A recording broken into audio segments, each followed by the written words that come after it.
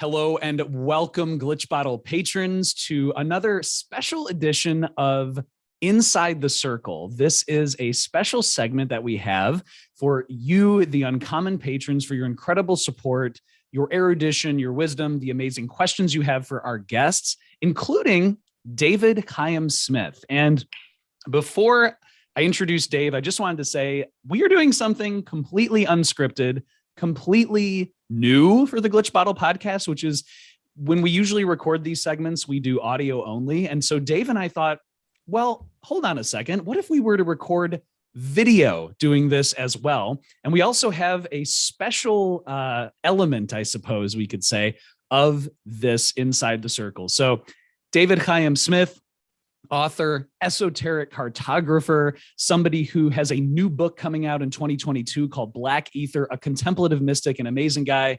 Welcome to Inside the Circle, Dave. Thank you, Mr. Alex. I am very much looking forward to the rather unusual act of doing this particular segment with you.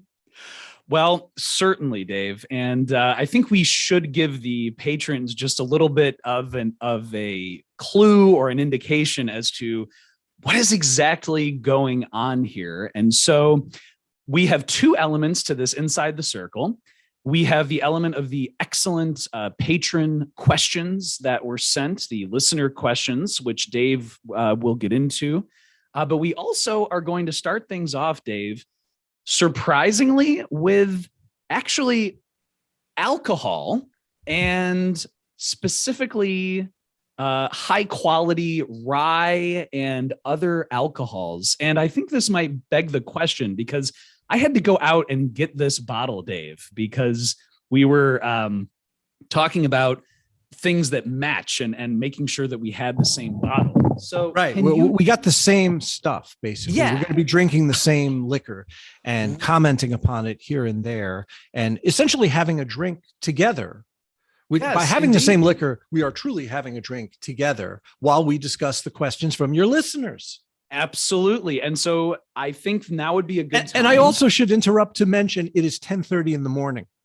So I was going to leave that out because I didn't want to know. I didn't want the listeners to know how depraved and ridiculous we were. But yes, it is 10:30 in the morning. It is the a Friday, so I guess that kind of counts towards something. But indeed, Dave. So before we get into our first pour, I think listeners might want to know a little bit about why are we doing all of this with rye? What the hell are you guys doing? Yeah, what is going on, Dave? Well, we're making a point. We're having fun, but we're also making a certain kind of a point. And the point that we're making really has to do with the nature of Gnostic intoxication, right? Gnostic intoxication is something that happens in the midst of the barrage of all experience, good, bad, and indifferent.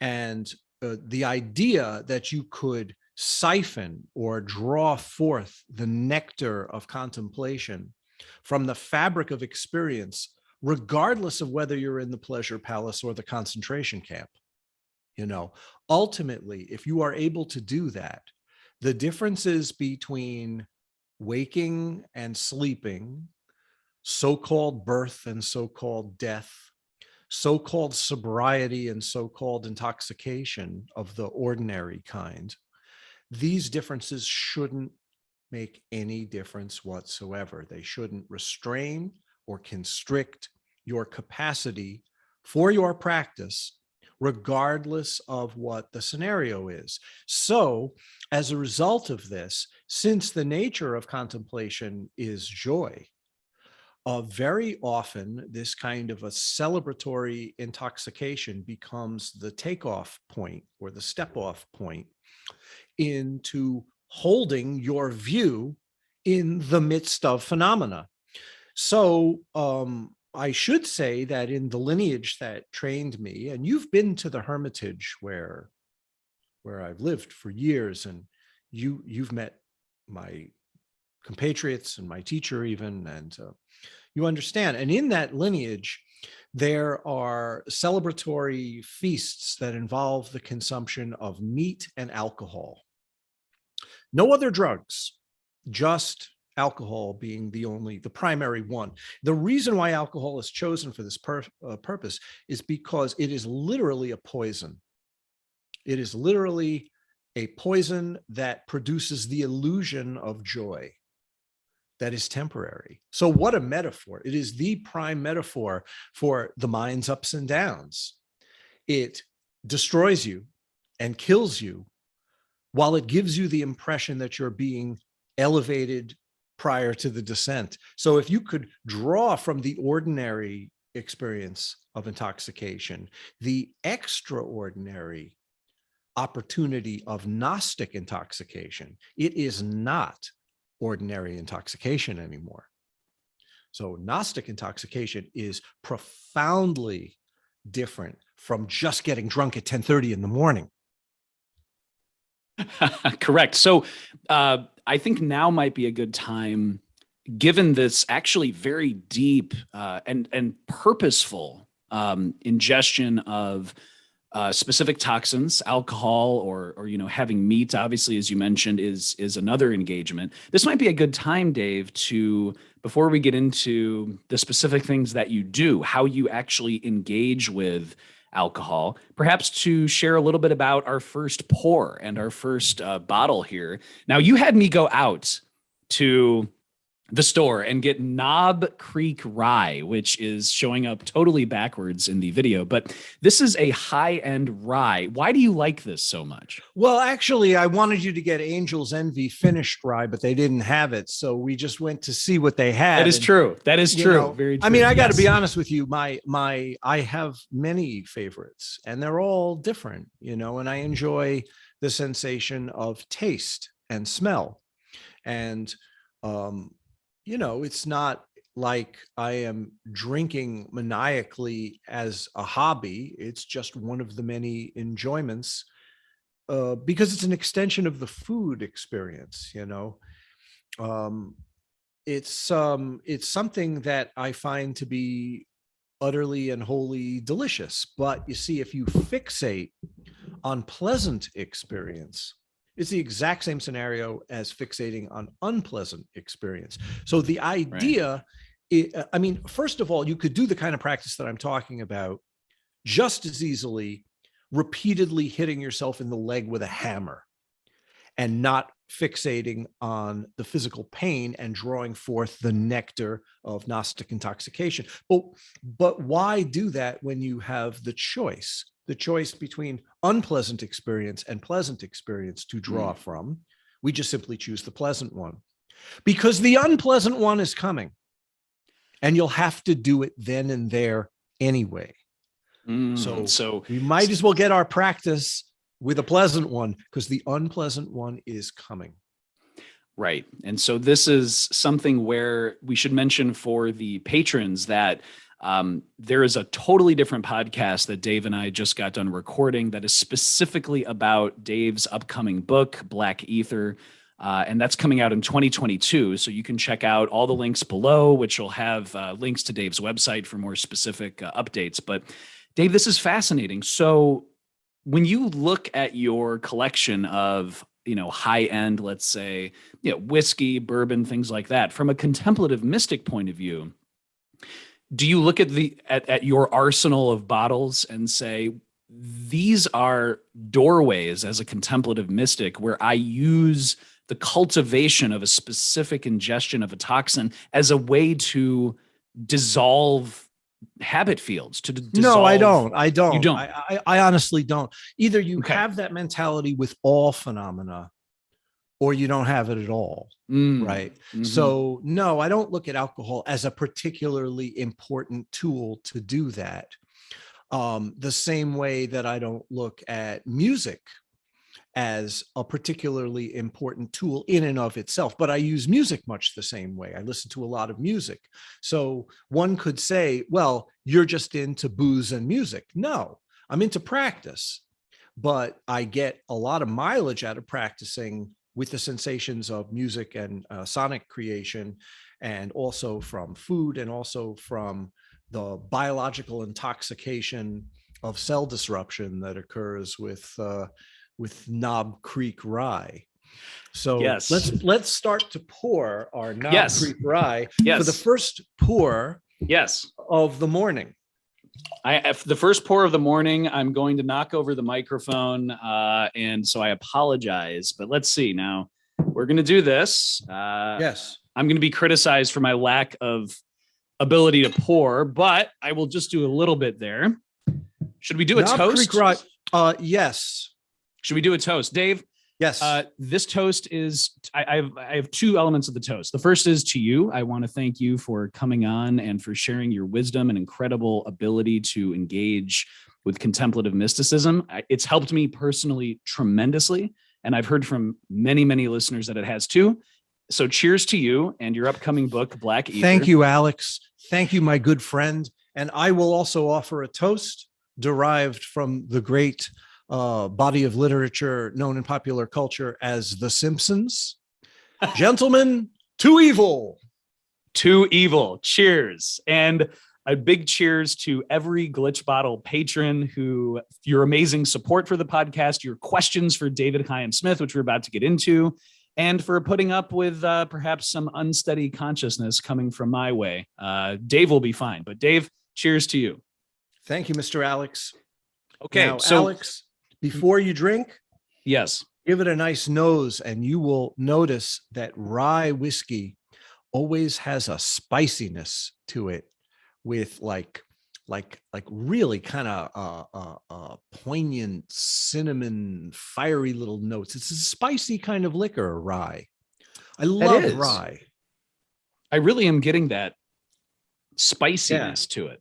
Yeah, and by the way, the kind of glass that I'm drinking from is especially designed to let the aromas volatilize in the bottom of the glass and build up, and it's narrow on top, so it concentrates the smell. So these Glencairn glasses are great for nosing. Ah, indeed. Nosing being a verb now that I now know exists. That is fantastic. So as a contemplative, nosing is essentially like drinking the aroma before you sip. So see, here's another thing that your listeners who might not be whiskey people might not know. When you have a bottle like this and you just open it up as you just did, it's going to taste a certain way. But once you do some pours and it goes down a little bit, there's sufficient oxygen in the bottle to actually change the taste and smell of the liquor quite a bit as it oxidizes. That is fascinating. Yeah, okay. And you end up really getting like several different takes on the whiskey as it volatilizes. And really, my favorite is towards almost the very end of the bottle. Interesting. You know, especially with rye. And some people who love rye will open a bottle, pour the entire thing into a pitcher, and then with a funnel, pour it back into the bottle, maybe a couple of times to oxygenate it. Because there's something about rye that really changes with oxygenation.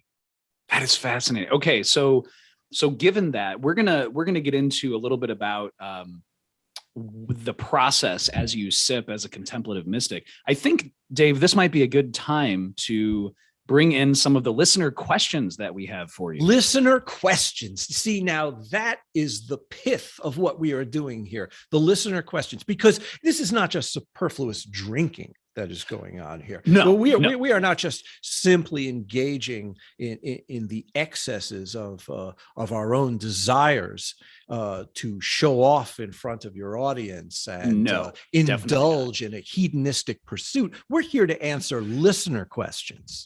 Correct. Stop describing the night that I had before, Dave. That's just ridiculous. I should say that in addition to it being 10:30 in the morning, it's the day after Thanksgiving. It is. And so I think that actually highlights the importance of, as people indulge and have these kind of valence of experiences, how a contemplative mystic approaches things. And so I think this gets to some excellent patron questions for you. So Dave, I'm just going to throw some of these out here. We're going to have a few sips. We're going to come back to what we're talking about with as a contemplative mystic, how you engage with alcohol. I should say I have a very low tolerance, so I'm already feeling it. So get ready for some embarrassment. But we have, Dave, a listener question for you from patron Lucid Themes. And Lucid is asking and saying, hello, Mr. Smith. Some friends and I are huge fans of your work. Apologies in advance for the questions. Lucid, absolutely do not apologize. And so the first question, Dave, that Lucid has for you is this. Are there any obscure mystics which you have not yet written about, which you believe ought to be read? Well, here's the thing. And I assume when somebody asks me a question like this, they want to know how the question factors into what I do, rather than just giving the information to answer the question. And the best way I could answer that question is to say that I am not a scholar and I am not a comparative religionist, meaning I don't know a whole lot about different systems. I've just done my practice very deeply, and I know a lot about the extremely obscure aspects of what I do, but it's not like I've really spent a lot of time with scholarship across the board in other areas. So it's not like I'm really the guy to ask about the obscure mystics of other systems, but I can offer some little favorites along the way, keeping in mind that my scope is pretty limited. I would say that without a doubt, one of the most important mystics to me is an anonymous, undateable Christian mystic who's probably from the 8th century, but nobody knows for sure, who wrote under the moniker Pseudo-Dionysius the Areopagite. And he wrote several short little treatises on apophatic mysticism, the dissolution into divine unknowing. And I would say at the top of my list for obscure mystics that people might not have read, you gotta put him. He goes by a couple of different monikers. Actually, he's quite highly regarded in the Orthodox Church, and different people call him different things because nobody knows what his actual name was. So some people just call him the Areopagite. Some people call him Saint Denis. I've also heard used Pseudo-Dionysius or Dionysius the Areopagite. Don't ask me what an Areopagite is. I have no idea. But he wrote 2 tracts. They're fairly short, that are translated and published by Paulus Press. They're widely available. One of them is called The Divine Names, and the other one, whose title escapes me right now, is entirely based on apophatic experience. I think it's called The Mystical Theology. I believe that is the official title, The Mystical Theology. So you usually can get both of these in one book. Another important mystic that I feel that people should know about is Isaac the Blind. You know, everybody knows about the Ari, everybody knows about the Ramak, everybody knows the Ramak being Rabbi Moshe Cordovero, the Ari being Rabbi Isaac Luria. Those are the 2 biggest figures in Kabbalah. But for me, an equally great figure is from a couple hundred years previous to those guys. Those guys were in the city of Sfat in Israel. And from Southern Europe, I believe in the south of France, in the Provence area, or though it could have been Spain, it could have been Castile and Spain, we have the great mystic whose name, Isaac the Blind, when you look at the words of that name, they can be deconstructed to spell out full of light. So he's called blind, but he's blind with light. He's been blinded by more light than the human nervous system can withstand, And I would direct you to his commentary on the Sefer Yetzirah as being particularly important. And you could get that online. I downloaded it online. Translation of Isaac the Blind's commentary on Sefer Yetzirah, and it is rocket fuel. It is a powerhouse of a piece. And beyond that, I would say, I don't know. I mean, I don't know what's obscure in the mind of the person who asked the questions, so I'm just throwing out mystics that I like. The non-dual mystic who's associated with early Vajrayana and what kind of I think some Advaitins claim him as being related to their lineage as well.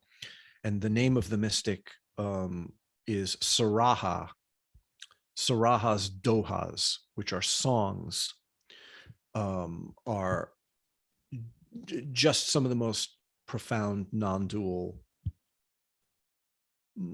I shudder to call it poetry because I don't know what the parameters of the poetic experience are relative to prose poetry. They're mystical sonnets. Saraha's Dohas, I would say, are profoundly important if you're interested in non-duality. Yeah, that was one of the really interesting things I thought you touched on in the main podcast was there are different traditions, Vajrayana Buddhism, Sufism, there's contemplative mysticism, as you talk about in the Lightning Flash of Olive series and in your upcoming book, Black Ether, but that all of these are approaches, are doorways, invitations, if you will, towards a deep engagement with contemplative mysticism, which I absolutely appreciate. Well, there, I just gave you a Christian mystic, yep, a Vajrayana mystic from the Himalayan region, that is sort of unclassifiable. The Buddhists would say he's Buddhist. The Hindus might say he's Hindu, and a Kabbalist. Yeah. So, Dave, before we get on to the other questions as well, we've had a few sips of this. Isn't it great? Isn't this nice stuff? This is very nice stuff. By the way, Knob Creek is not a sponsor of the podcast, or I don't think Knob Creek sponsors Lightning Flash of Olive, Dave. I might be wrong. No, but I do believe that you've gotten some kickbacks from certain drug rehabs and dry out facilities. Oh yeah, those are, as we all know, the specific facilities are the number one sponsors of I think all esoteric podcasts. I've never really had a job in my whole life, but the one job that I did have was for years. I worked in a methadone clinic in the South Bronx in New York City. And I've spent a lot of time in drug rehabilitation places. This methadone clinic being sort of the pinnacle of the devastation that I saw. So, I am a former addict myself. I've been clean for over 30 years. And, it's very interesting because when I look at something like alcohol intoxication and try to hold my view and draw the nectar of contemplative, non-dual realization, raising the sparks from the fabric of experience, I have to contend with addiction. And addiction, from my own experience, I could say that I see it this way, and also others will have the same association. The mechanism that produces the devastation of addiction in a person's life is exactly the same as all of the other habit patterns involved in human perception. We are literally addicted to fixation. We fixate on the experiences that we like. We fixate on getting away from the experiences that we don't like. And it's one instance of grasping after another. The human habit field has certain immutable laws, and those laws are addictive in nature, meaning that they have a momentum that perpetuates more momentum. Every act is a trajectory, And every trajectory builds momentum. It's just a question of which direction it's aimed at and how strong it is. So when I drink this alcohol and think about my own experience of having my life ruined by being addicted to substances, right? I can look at that poisonous hell realm and pull from it the nectar of that which is absolutely changeless and brilliant and open and essentially sublime. It's very important to treat all phenomena this way, because the world will more often than not present itself in a guise of horror. The world is a devastation field that is punctuated by death and suffering. Just flip on the news. Are you getting good news there? No, the news of the world is horrible. So one has to ultimately contend with whether you're going to swirl around the bowl and go down into the sewer with the sum total of the trajectory of conventional life, or whether you're going to do something else or even be interested in something else. So on that note, to evil. Oh, to evil as well. Now, when I'm saying that, obviously I'm kidding. Of course. And obviously yes. I'm not toasting evil, but really you have no choice other than to take a certain stance in relationship to the way that the world presents itself. The way that the world presents itself does not have your best interest in mind. Let's just say that at a fundamental level. 100%. And in fact, if you'll permit me to add to that, Dave, in my slightly buzzed stupor, I think that's one of the one of the key driving factors of esotericism in general is peeking behind the veil via certain procedures. And contemplative mysticism is this deep, powerful technology. I mean, tell me if I'm understanding this right, Dave. From what you just said, whether you are sipping Knob Creek rye alcohol, whether you just got off the phone with family members and it was an amazing discussion, or whether you just got done with Thanksgiving dinner and it was a horrible, stressful thing, or whether you're looking at a tree, or whether you're walking outside and the gentle autumn leaves are sweeping across your face, or whether you trip and fall and scrape your knee on the sidewalk, let's say. Are you saying that the root of contemplative mysticism is no matter what presents itself, whether it's alcohol, whether it's a tree, anything, any experience, a tense argument with a loved one, in all of these experiences, there is this nectar to be distilled. That nectar is the heart of reality, what's actually always already the case, as you say. Could you share more about that? It's a matter of whether you can recognize that authentically, or whether you don't care, or there's a third option, which is the recognition of that can be pure fantasy.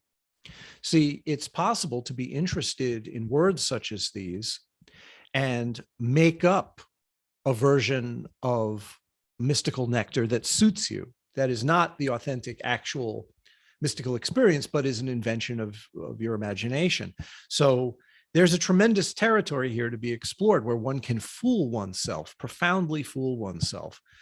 So the goal is to connect with that which is unchanging, constant, completely creative, absolutely pure in nature, that is inherently good, but that goodness is not the same as the goodness that is pitted against that which is not good. See, there's dualistic good, which is essentially, let's face it, it's whatever you like, you think is good, right?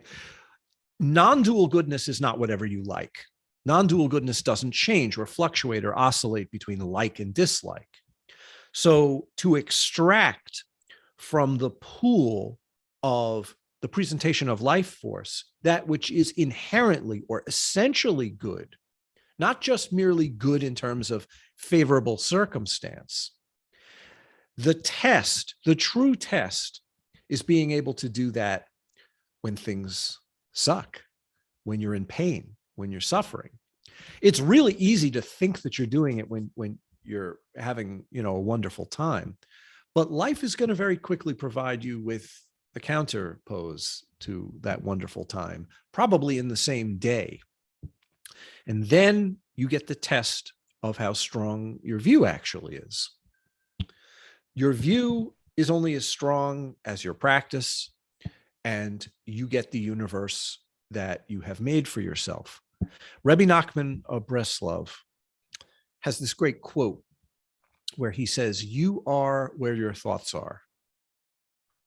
And I would even change it slightly to say, "You are what your thoughts are." So if you put your mind on the non-duality of the divine essence, the open fullness of Ein Sof, and you become single-pointedly concerned with that, the ultimate consequence is that over time, depending on the strength of your practice, you grow to love that. And if you love that, you will manifest what you love, ultimately, in some form, even if that form is a reaction against what you think you're heading for, which is most of psychology is this dualistic oscillation between action and reaction. But if you love divine essentiality, you're loving the one thing that doesn't do that. It remains the same in any circumstance. So if you love the divine, you draw it forth or pull it. That we call it, in contemplation, we call it pulling. We pull it forth from phenomena as they are expressed in circumstance. And based on the strength of your ability to do that, the drops can draw life force from below and melt the restraints or the mercury salts that keep you from realizing successive breakthroughs. And to the extent that you could actually melt the salts of your constraints, drops of the divine nectar will meet the life force and they will coalesce in the heart. And there, true bliss, true non-dual goodness can be realized through the heart of the matter, which is the human heart. That is the sanctum sanctorum of the temple, the holy of holies. So we drink up, but filling our cup is the sum total of everything in our lives, the so-called good moments as well as the misery. The goal is to not be addicted or bound by any of it, because in the prison cell, hidden secretly is the key to the lock. It's really hard to add to that. It's so powerful and so poetic. One of the things that you said to me, Dave, many, many times in our early conversations, before you even came on the podcast and we were just chatting on the phone, is the key is realizing what is already always the case. And that was such a powerful thing, because by saying, I want to realize what is always already the case, it's already here, that completely divorces this almost mammalian need for, I am a subject, I am here, I need to acquire enlightenment, which is over here, over the river and the valley, in the golden chest that I open after years of this subject pursuing this object. And what you're saying is, it is always already the case. I suppose something we've talked about on the podcast before, I'd love just for you to comment on this a little bit more, is there's the classic metaphor of the philosopher's stone and being able to turn metals into gold or iron into gold. And people think they're surrounded in a universe full of iron. But would it be fair to say that when it comes to contemplative mysticism, your practice engages with the reality that reality itself is always already gold? It's always already the case. Would that be fair?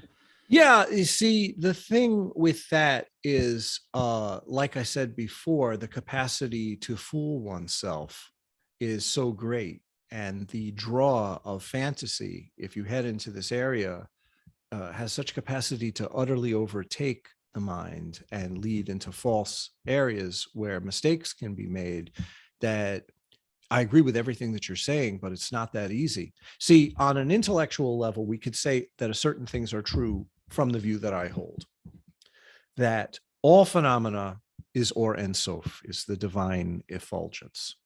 What prevents the mind from realizing this are these obscuring breaks and limiting skins that we call klippas, right? The fixation points, the bubbles in the foam, like we just said in your podcast, the limitations of the mind. But it would stand to reason, if you truly hold the view that I'm talking about, that even the skins themselves are made of Or Ein Sof. They have to be, because either the Or Ein Sof is literally wholeness itself, or it isn't. And if it is a unity, if it is a true unity, there can't be anything that is not that, right? So, like you said, that's exactly what you just said. It's always already the case that the Or Ein Sof is inherently, innately presencing itself in whatever arises, meaning that it doesn't have to be fabricated, it doesn't have to be concocted, it doesn't have to be brought in, nothing else needs to be taken out. It's already perfect and whole and pure in and of itself. However, given what I've already said, that the capacity of the mind to fool itself into thinking that it has realized this, therein lies the problem. So here we have a real distinction between a set of viable intellectual conclusions about the view, which are very good as philosophy, right? To say that the divine, the Or Ein Sof, is always already the case, even in the darkest horrors and of the mind's divisions and self-tortures, et cetera, and so on and so forth. And that is true. But it doesn't mean pigeon caca if you can't realize it. There is no value to the philosophy if it cannot become the means by which the sum total of the dynamic of your life is borne out. In other words, if you can't express it from that heart level, then all you have is words, and the greatest disaster of mysticism is the sum total of your activity degenerating into just a bunch of words. And I think you also, just to follow your point, Dave, is that also leads to perhaps people out there who consider themselves enlightened. I am enlightened. All of my, every single aspect of my consciousness is unified with the divine. And they're walking around cultivating these cult-like followers and people, bowing down and specific things. And I'm not saying that every single one of those cases is not legitimate, but I think what you're saying is if you simply intellectualize it, which, as you say, is important to understand, but if you do not allow that seed of intellectualization to blossom into actual practice, you could have people egoically walking around thinking that they are already enlightened and they've already done all the work, and now it's just sitting back and sipping the nectar of infinite bliss for all eternity. I mean, can you comment on I'd like that? to. Well, first of all, the best stance for a practitioner is not to worry about other people, and whether they are or are not, whatever the fuck. It's best to not consider other people. Well, you can worry about yourself, right? To be enlightened, meaning stable Gnostic realization. You are a Buddha. You are a Christ. Who could claim that for themselves? Even if it were true, it would be horribly embarrassing to say that about yourself in public. I mean, what kind of asshole talks like that? Even if it was true. So the people who make these claims, it's best to worry about yourself. Let's just look at it that way. It's best to just contend with our own stability rather than try to determine the veracity of the stability of the claimers. You and I, in our private jokes, refer to this as the heresy of the naughty condor. Yes, we do. The heresy of the naughty condor, which best might be left kept in the. Oh no! We're not going to go there. I 100% agree with that, and I think considering yourself a naughty condor, or considering yourself as someone who has completed all of the necessary requisite aspects of contemplative mysticism, indeed can lead to major problems. Yeah, of course, especially if you start accumulating students. And most of the time when people accumulate students, most of the time, what they really want is not to teach, but to be regarded as a teacher. Right. This is very similar. I think the kids on the social media say, and I can't remember exactly how it's phrased, but do you want to actually be this thing, or do you like being the idea of this thing?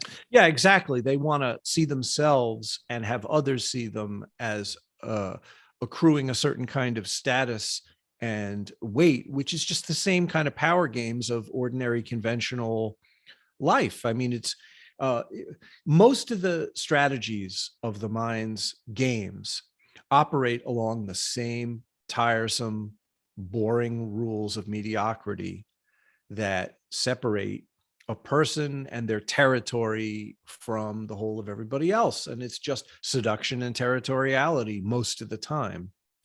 Seduction and territoriality being the distortions associated with the red and white drops in the alchemical system that I write about in my books. And these become literally the demons of, we're not talking psychology here. Ultimately, it's way more than just the adaptation of these distortions in psychology. These are the elements that actually shape phenomena. And these are the impulses that actually go into the habits that make things and times and places seem discrete and separate from each other. So it's way more than just psychology. It is transcognitive.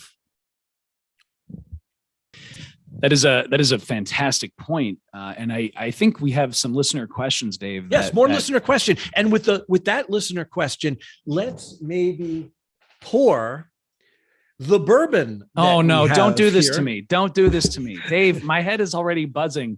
And I should mention that this Old Forester 1920 bourbon is 115 proof. Yes, I have a bottle. Again, you had me go out and get this bottle. So I see you've already opened it. Well, yes. I mean, listen, I had to do some pre-drinking before.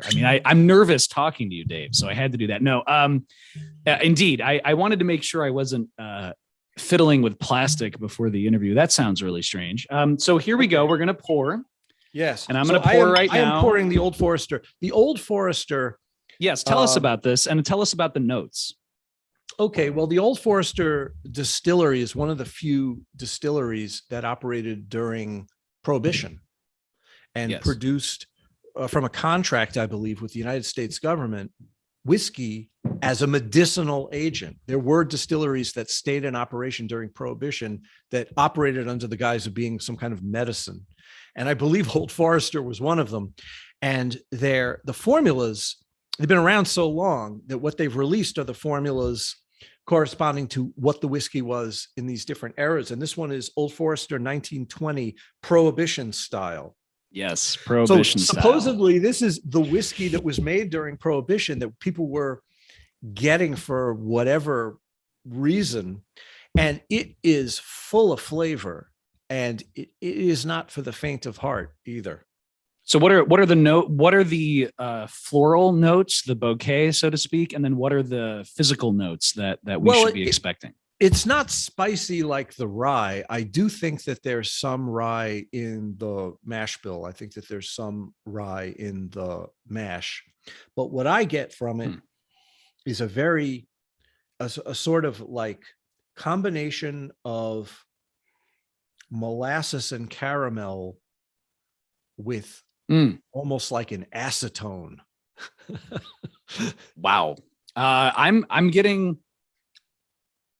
definitely getting strong caramel. Yeah. Oh yeah. And vanilla. Yeah. That's interesting. Since you said acetone, I hadn't thought about that, but now of course, maybe it's the power of suggestion, but it's certainly getting there. I think the acetone is in the nose and not in the taste. Not in the taste. Very because good. If it was in the taste, that would really suck. That is true. All right. So Dave, cheers to evil. Cheers to contemplative mysticism, and cheers to the inherent goodness. Yes, cheers to Inherent Goodness. Cheers to all of the patrons who are joining us on this journey. And also cheers to Contemplative Mysticism and the amazing work that you bring. Now, given that, Dave, cheers to you. I am going to drink Thank you. this. Clink. 110 proof. Oh, help me. Here we go. Is it 110? No, excuse me, 115. 115. 115, excuse me. Yes, I was incorrect. Wow. So it's almost barrel strength. Okay, so it's almost barrel strength, and I think we need to move to another question before I lose the ability to scroll. I love this stuff. I love this stuff. It is. It has a unique taste to it that I think, first of all, compared to the rye, and maybe it's just the proof, but immediately overpowering. I mean, very strong. Yeah. So Dave, given and I this, should mention, by the way, that I'm using a bourbon glass as opposed to a Glencairn glass. Okay. Way to make me feel horrible, Dave, because I am using the same glass that I used for rye. So clearly we can tell one of us is the expert here and one of us is not. Yes. Well, I'm not an expert. I have this tendency to go really deep into stuff that I'm interested in and like research and watch a bunch of videos and whatnot. And when I started getting into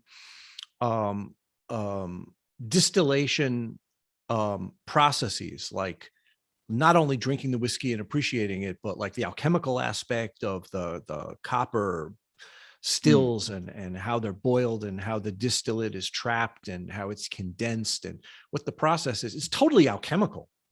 100%. 100%. So I got into it from the standpoint of like really enjoying the process of distillation as a metaphor, as being like really related to what I do. So here's this opportunity to yet investigate one more cool thing about reality. That is absolutely true, because it touches directly in alchemically, esoterically, but also with contemplative mysticism for sure. Plus my wife is half Irish.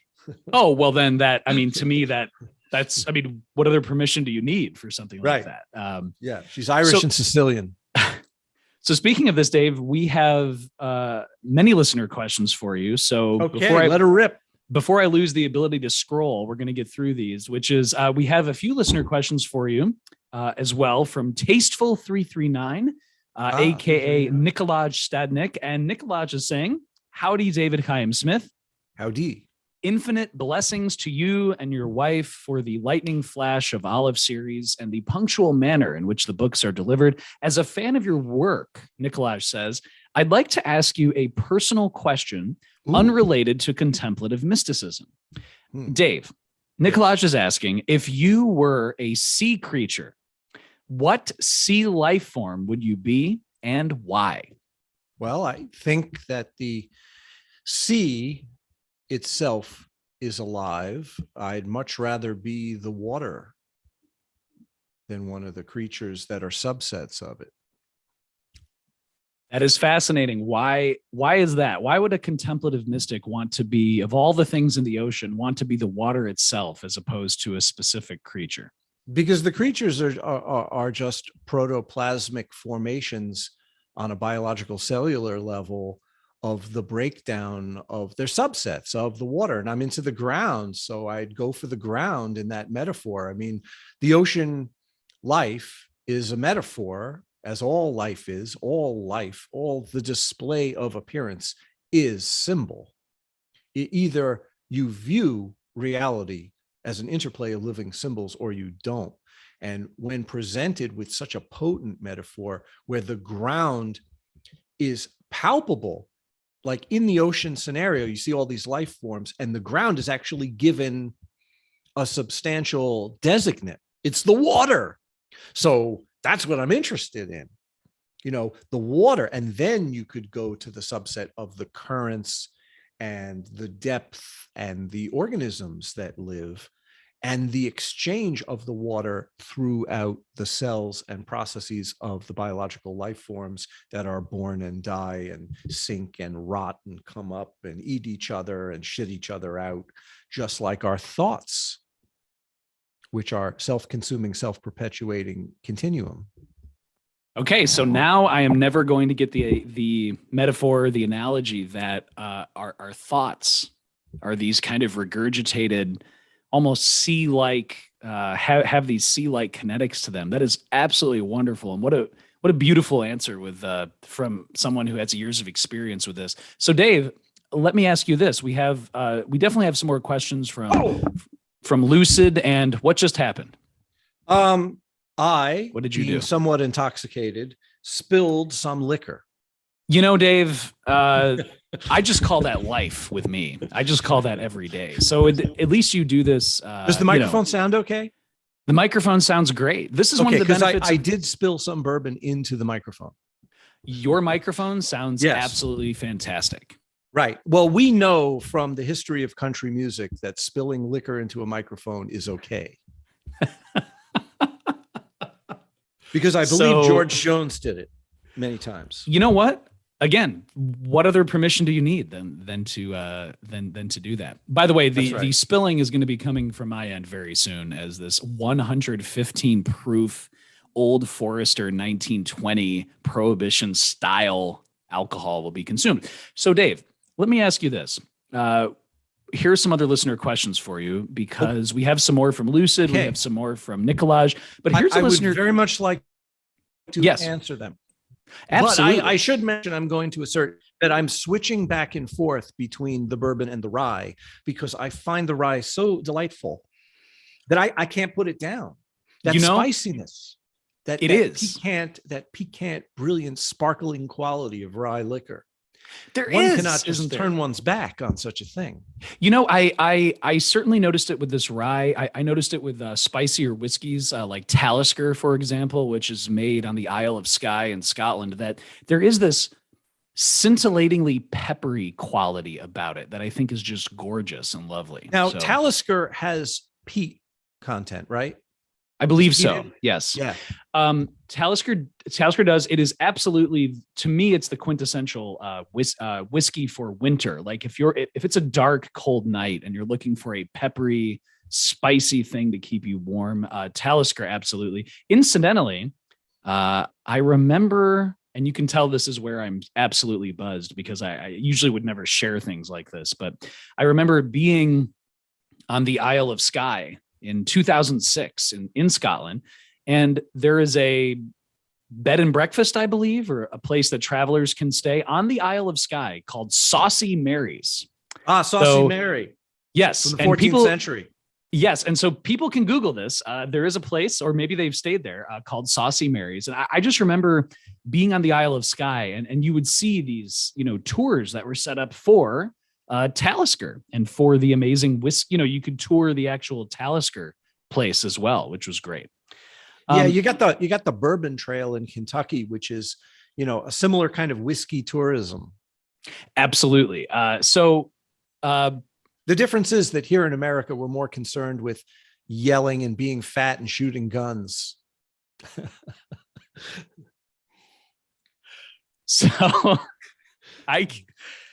Dave, you always make it really hard to follow statements, whether they are deeply profound contemplative mystical statements or whether they're statements on American culture. I just wanted to get that out there. But here, Dave, is a question we have for you from Scott Dilly. And Scott is asking and saying, hello, David. I am reading The Fountain of Wisdom sporadically. And as I do, Scott says, I love the effect it has on me. I have at times been drawn to and investigated different esoteric systems. And at times, Scott says, I've wrestled with where they complement each other and where they are apparently at odds. I'm curious to know, Scott says, Dave, about any other occult streams that you may or may not be personally involved in and how they mesh with contemplative Kabbalah.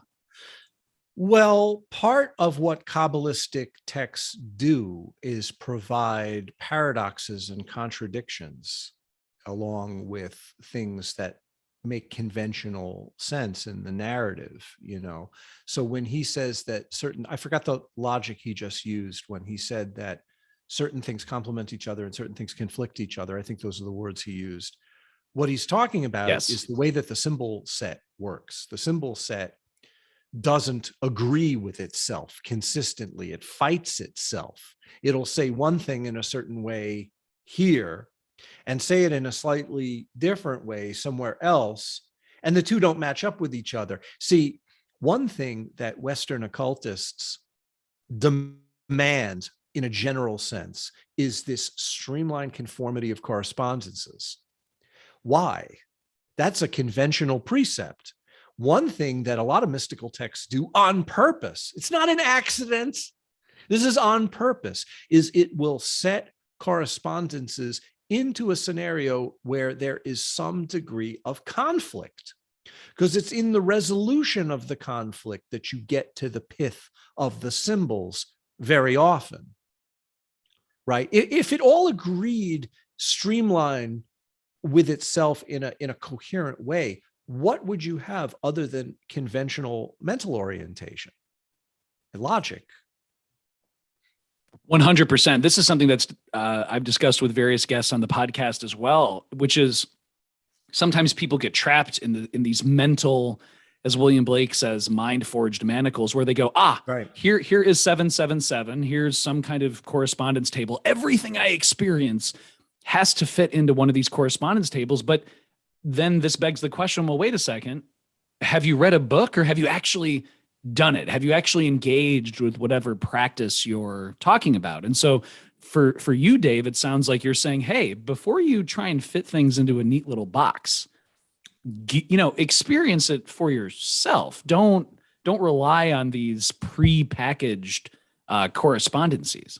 Yeah, I'm also saying something else. In the case of the Fountain of Wisdom, where it does this a lot, what you do is you follow the thread and you come to these various conclusions. And very often when you come to a conclusion that operates according to a different standard than a previous conclusion, you're forced to go in there and reconcile, not just does the information make sense or match up, but why are they saying what they're saying? And if there's a contradiction, why is that contradiction brought out in the way that it is? And part of what I did with my commentary is, rather than address the information, I'm addressing the reason why the symbols in the information are relevant to a living practice, which is not talked about in the book. The book is just a barrage of symbols and incitements and propositions on the symbolic or visionary level. So the book itself makes no sense as a narrative. It doesn't have a coherent beginning or end. It doesn't tell any kind of a story. It doesn't start with something and then go through a series of changes and end up with something else that's a result of the steps that were gone through. It's all over the place. It's a cloud of impulses that appears strangely like reality does, fragmented, disjointed, weird. I mean, without our logical systems trying to make sense of the continuum of phenomena, we would have to contend with a rather random, chaotic barrage of information.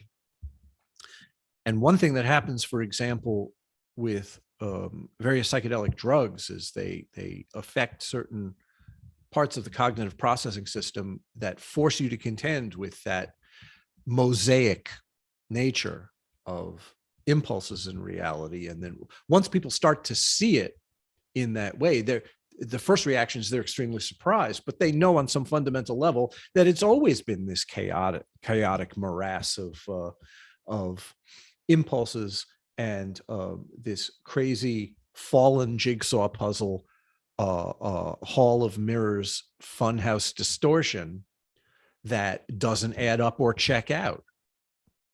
It's not what we think it is. What we think of as the logical, nice, neat sense of reality that we're used to making for ourselves, once the guard is dropped, once one's pretenses are suspended, even briefly, and that coherence is not maintained, we're horrified that things were like that the whole time right under our nose. So mystical texts are just sort of, in that sense, rubbing our face in that component. But the other component of this question that this person asked was other texts that function this way. Well, the most common Kabbalistic texts are Lurianic texts, and they're all like that. They're all energy clouds without definitive beginning or end. You know, even in the Lurianic mythos and narrative of the Tzimtzum and the progression of the collapse of the shattering of the vessels and the retrieval and tikkun of the sparks from the klipa fields, the way that the books read is like an energy cloud, kind of like I'm talking about. Like if you were to pick up an English translation that would make sense and read it, it would make no sense. Like you wouldn't know what you're looking at. So you need commentary. You need usually oral commentary and instruction on this type of literature. Well, that's again just a reminder of that ever important word that I know you've touched on before, which is context, and I think that's really important. And Dave, speaking of context and symbols and just different systems, there's so many different systems that purport to have some kind of connection to realization and to enlightenment, and so I think we have some excellent listener questions that I think just touched on different facets of other approaches. And of course, everything comes back to your own contemplative mystical approach. We have a listener. Shoot him out, Alex. Let's hear him from the great metaphysical mouth and or anus of the assembly line conveyor belt that will present the questions to me. Did you just call me an anus? No. I was addressing sir. The conveyor belt of questions that in the mechanistic protrusion of one question after another that assert themselves in the space of my answering. Oh, no, sir. I am tipsy enough where I am going to allow me to retort, where I will say that you, dear host, have a crown upon your head. You, dear host, are the epitome of graciousness and logical solidification of our orientation in this context. Oh, thank you, Dave. My thank you for massaging. You have made coherent egoic problems. The glitch bottle ethos. Yes, you are the living embodiment of glitch bottle. So. Now you've gone from two extremes, and I am enjoying this play. This is very nice. So we do have a listener question for you from Lucid Themes. And Lucid Themes. Yes, the great Lucid Themes, who is asking, do you, Dave, agree, and please forgive my pronunciation on this, do you agree, Dave, with the Basi Ligani and other such Chabad-based material, which posits an Atzmos above Ein and other such complexities above Ein, or even above Atzmos? Yeah, what he's talking about is a text from the Chabad lineage, from the Lubavitcher Hasidim, called the Chabad style of Hasidus.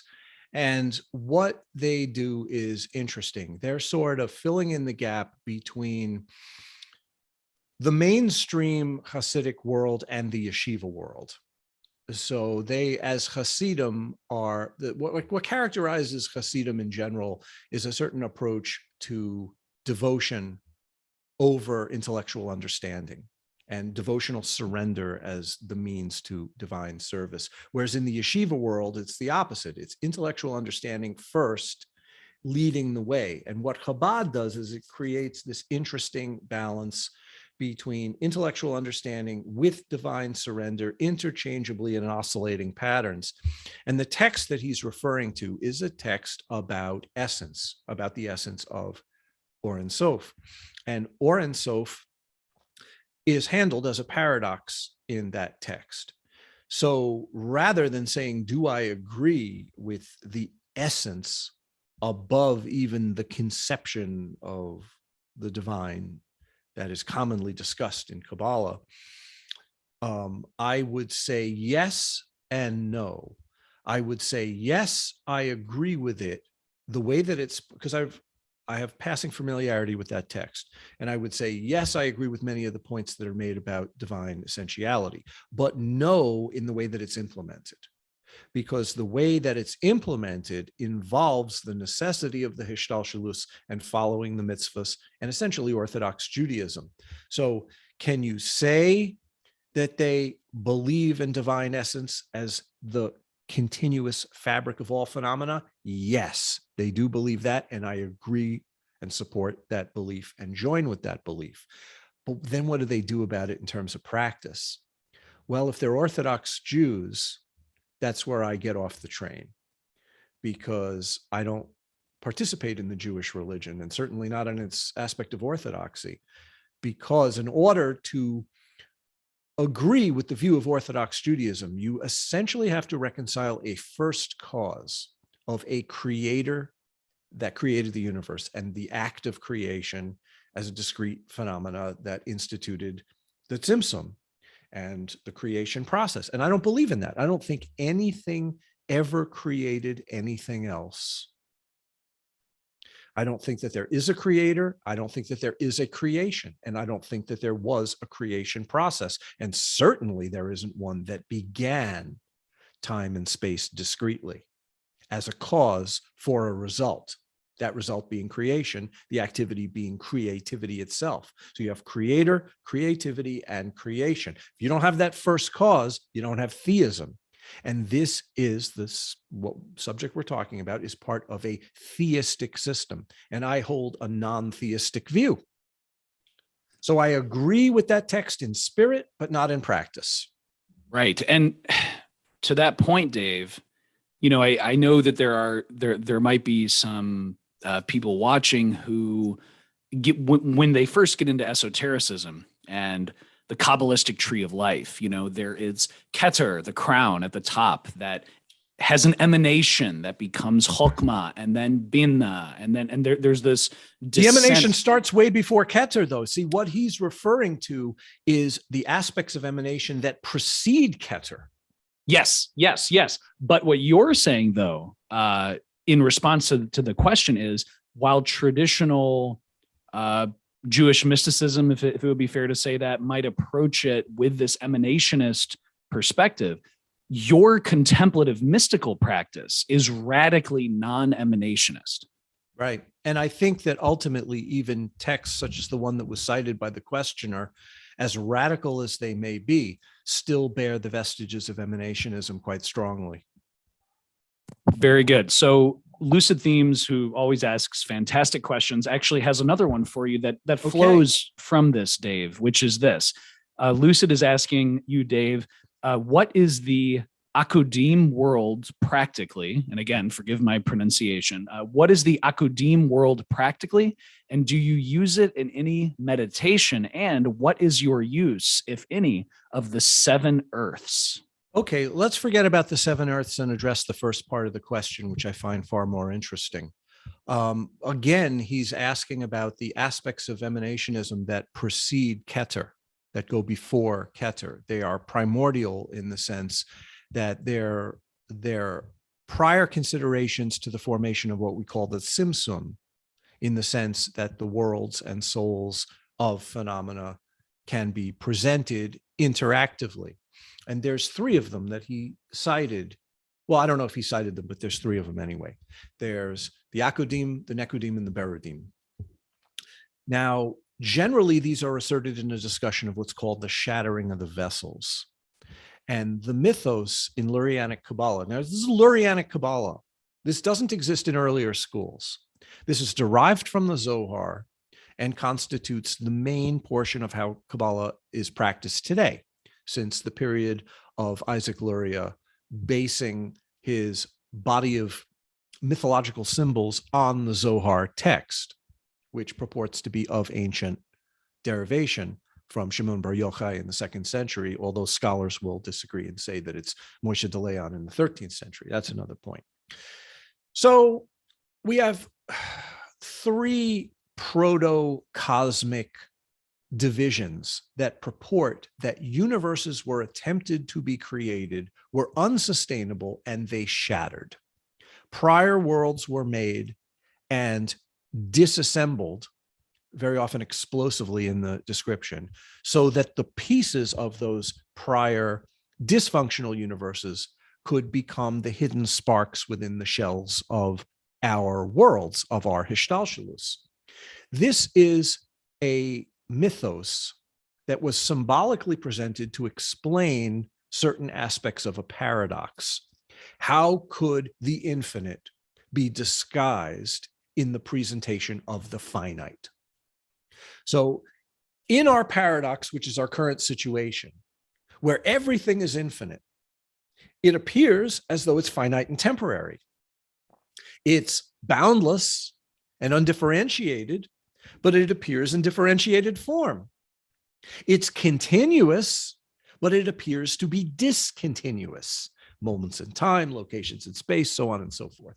So the prior worlds that were created and then destroyed, the pieces then becoming utilized in a greater creative process within the Tzimtzum, is a way to describe how paradox was manufactured on the divine level.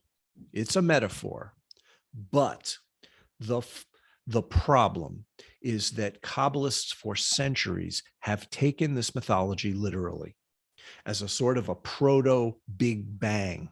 The Tzimtzum is seen as a sort of proto-Big Bang that explains the beginning of space-time.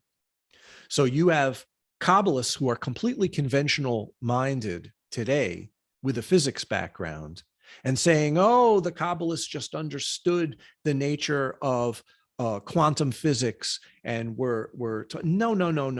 There were really, in my opinion, mysticism has always been concerned with realization of the ground. The rest of this is metaphor for what the mind does when it creates obscuring complexities out of its phenomena. It, in my opinion, was never an attempt to codify some sort of proto-cosmic history. Those who take it literally as a proto-cosmic history, I think, are on the wrong track. Having said that, I do have an answer to the guy's question, because the three prior aspects that produced the worlds that were created and destroyed do factor into my own practice directly. Akudim, Nekudim, Berudim. Berudim is the world of interrelational relative relationships that we negotiate in the process of finding unity. Yes, you have to do that. You have to mix and match from the phenomena strategies to discover the essential ground. And you have to do that by negotiating, things as they appear in a very direct way. That's the Berudim. On the level of the Nekudim, we have this image of the Sphirot, where each Sphira was whole unto itself and disconnected from the other Sphirot. So if they're disconnected from each other, if each one is an assertion of wholeness, Keter becomes whole and it can't pass on anything to anything else, so it explodes. Chokmah is whole, and I'm giving a gross oversimplification here. Chokmah is whole and it explodes. Bina is whole and it explodes, et cetera, et cetera, et cetera. So what we get is an image where vessels were seemingly whole unto themselves and disconnected from anything else, or monads, and they broke. And this is the beginning of a discussion called the shattering of the vessels.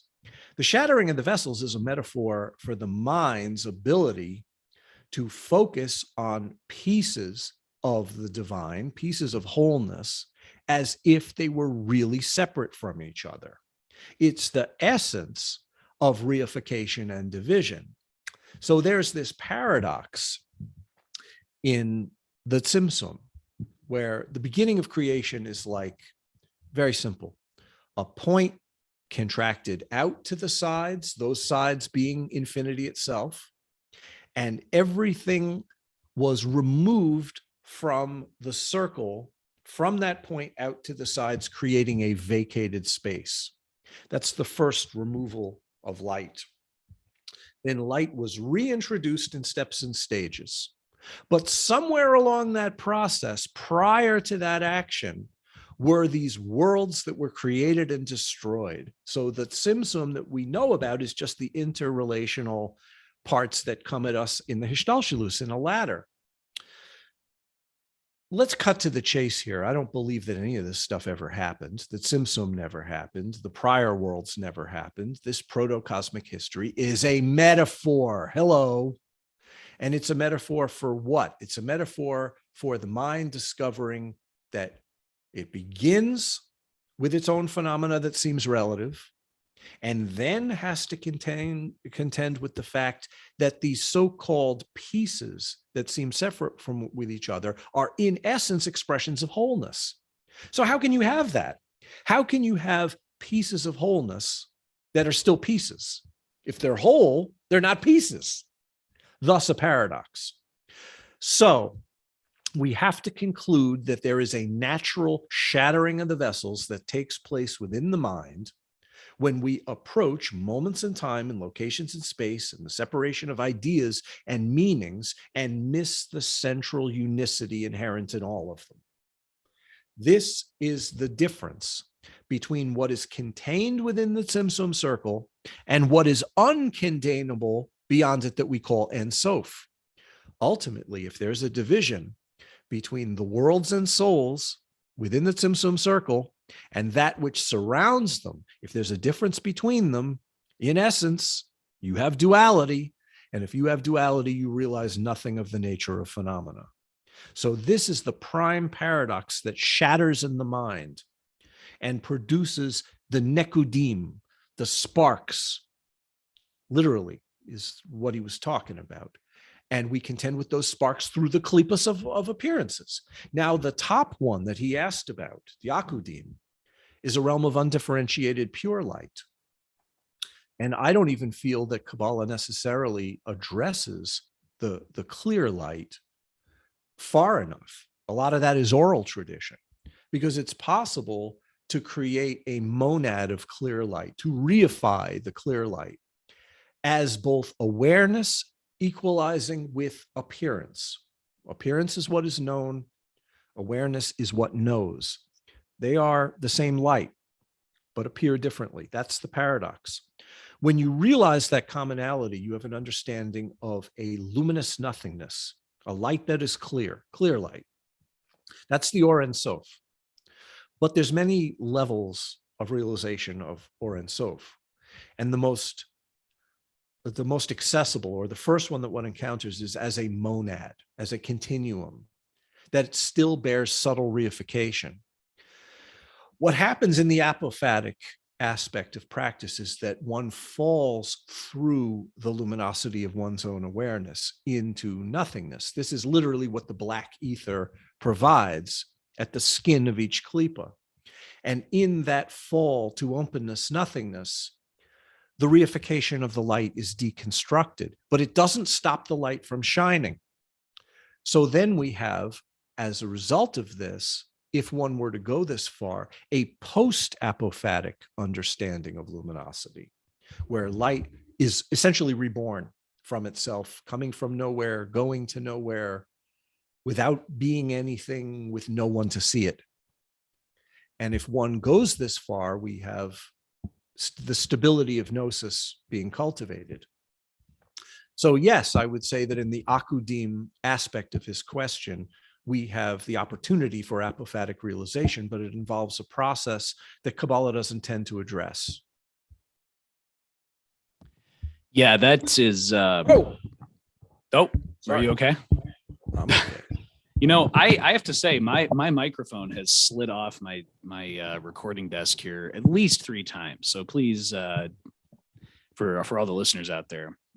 Well, we're drinking booze at 10:30. We're kind of, yeah. I mean, by the way, we have many more questions, and I. All right, keep them coming on that vast conveyor belt from the mouth/anus of reality. So, you know, Dave, you just syntactically have to push all of the buttons, don't you? Yeah, my wife always says, you go too far. Right. That's, you know what, kind of like how this Old Forester bottle here goes too far. Okay, now before you ask the next question, I want to assert something unusual into our discussion. Hold on 1 second. All right. So for the listeners out there, David Chaim Smith is just left his desk and he is coming back to the desk now. Yes, sir. Rarely described, but because we have this unusual situation, I'm going to assert this. Rarely analyzed or described in videos on whiskey tasting. Yes. I would like to throw in, we've had a rye, we've had a bourbon. Right. I would like to introduce an Irish whiskey. The Ooh, Redbreast yes. 12-year-old. Yes. This is such delightful stuff that, as excited as I am about the rye and the Old Forester 1920, the Redbreast 12-year single pot, I can't not drink it with you. So I have Excellent. pre-poured my Glencairn glass. Okay, now you see, this is Excellent. just so, this is honeydew, floral, citrus notes. This is nectar, man. So for the listeners out there, Dave is swirling around in his glass on the video the Redbreast. This is an Irish whiskey, a 12-year, and Dave is single pot. Single, and so he's talking about the accentuated notes and the tasting. Oof. Dave, I am still working on my 115 proof Old Forester 1920. So you'll have to forgive me as I allow you to simply go on the Redbreast Irish whiskey caravan as I continue to work through this. If yes, that's all right. And caravan is an interesting word because the more of it you drink, the more you hear distant echoes of Van Morrison in the background while nothing is playing. Please do not make me laugh while I'm sipping 115 proof alcohol. Thank you, sir. Okay. So Dave, again, your contemplative mystical path is a radical challenge to traditional Jewish Kabbalah. You talk about how this is all of these things that people are talking about, the creation of the world, the Tzimtzum, the initial contraction. Mm-hmm. These are metaphors describing the process of discovering the true nature of reality, discovering realization, and going through that process of, in the Sufistic sense, uniting with the beloved, so to speak. But they're not just merely metaphors for an intellectual or philosophical approach. They're actually practical methodologies in the form of metaphors. So you consider them in contemplation and then learn the contemplative process.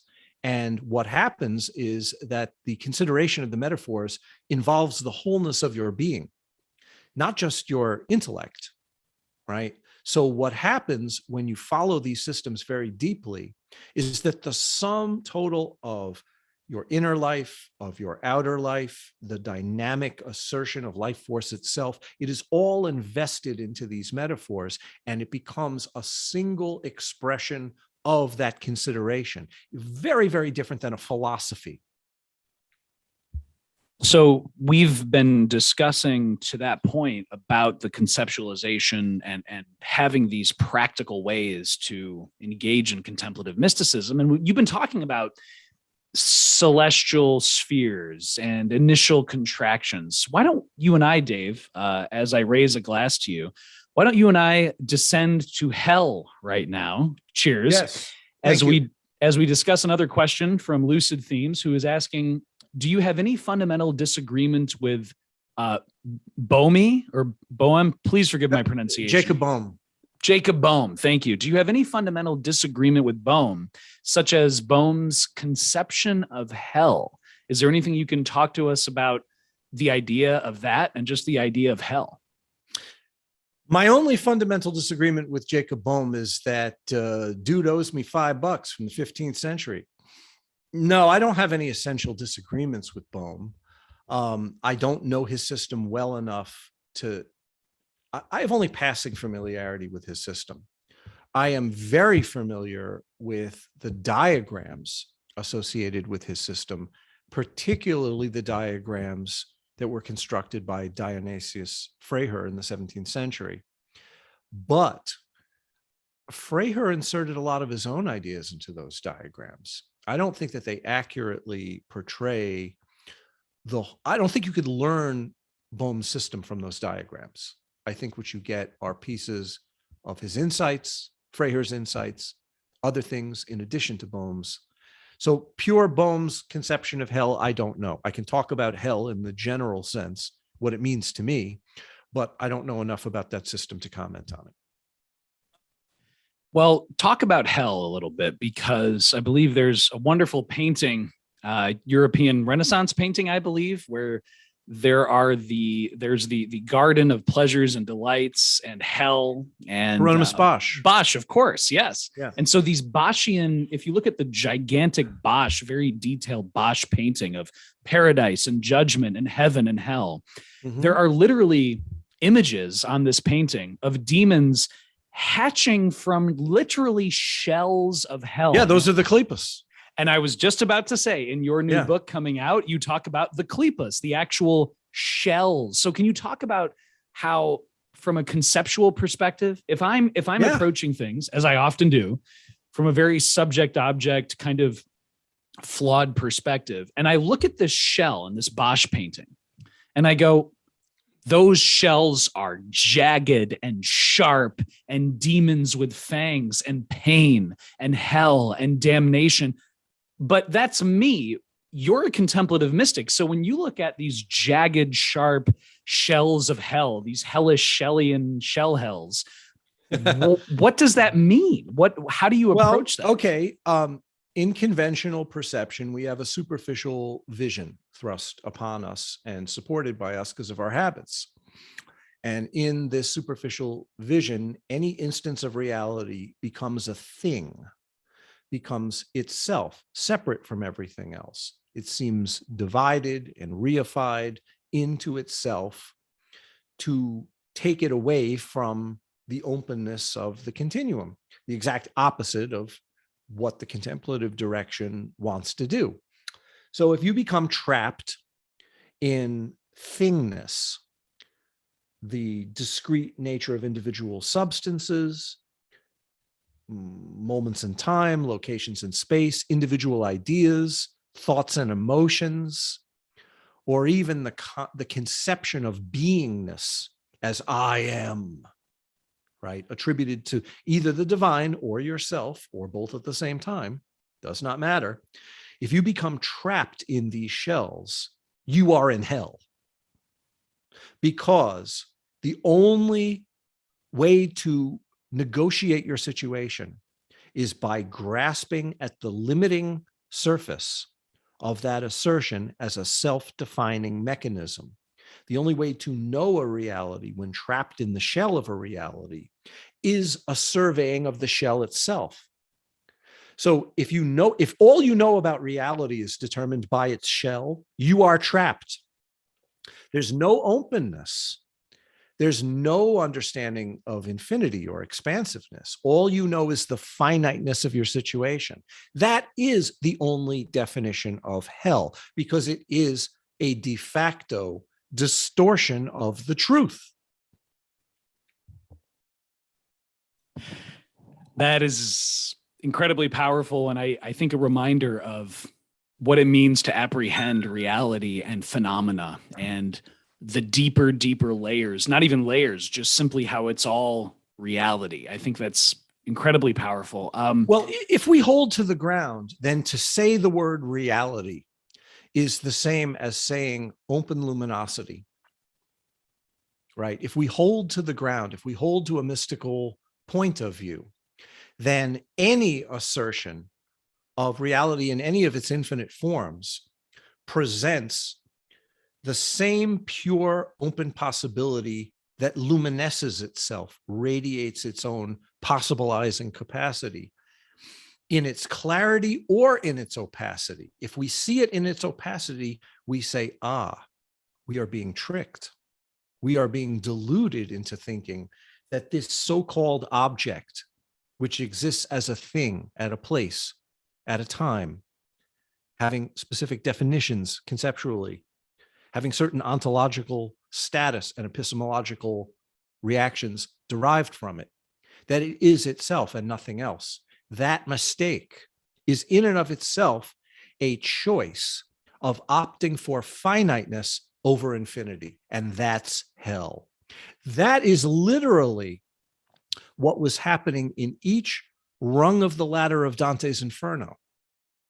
On every particular register of those circles that entrapped beings for whatever period of time into specific limitations, it was always the idea that the primordial paradox of the entrapment of the infinite within finite appearances had gotten the better of beings' minds by virtue of their distortions. So you could say that in the outermost levels of Dante's circles of hell are the relatively mild hells of ordinary day-to-day existence, where people are trapped within limiting distortions, but they think it's normal. And that's what's really got to be questioned. That's what I find so fascinating, is especially when you think about Dante as well, is there's this accentuation effectively of a temporary obsession, a temporary pleasure, a temporary whatever it is. And yet that is amplified in eternity, quote unquote, forever, because of the fixation that a mind has on a specific temporal thing. That's the mistake. And that has infinite ability to misdirect the consciousness of someone who legitimately and sincerely wants to achieve some kind of. And if you think about it, what you just described, for the vast majority of people, is considered absolutely normal and the very definition of normality.